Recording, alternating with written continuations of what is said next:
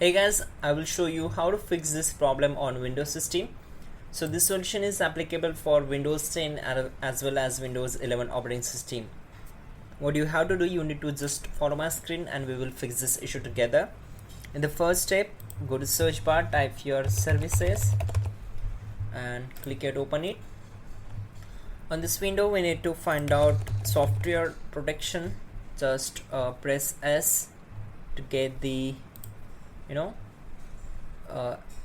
these services. Right click on it, select properties, and we need to set startup type as automatic and click on start. Once done, click on apply and then OK. Now close the window, right click on the, just go to search bar, type your task manager and click on run new task, select browse button. Now go to this PC, open C drive, then go to Windows folder, and we need to find out system32 folder. Here it is, double click on it to open it. Then we need to find out cmd.exe file. Here it is, just select it and click on open. Now check this box, this is very important.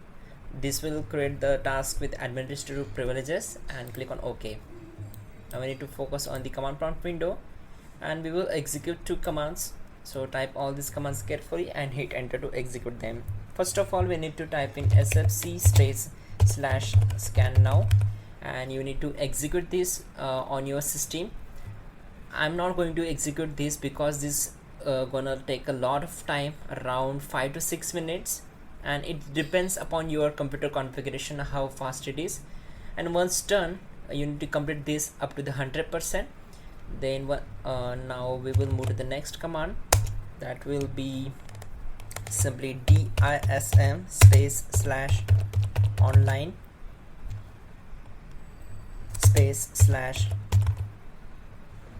/cleanup -image /restore health and hit enter.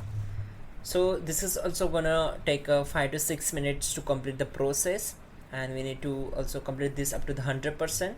Once done, just close the window and we need to restart our system to fix this issue forever.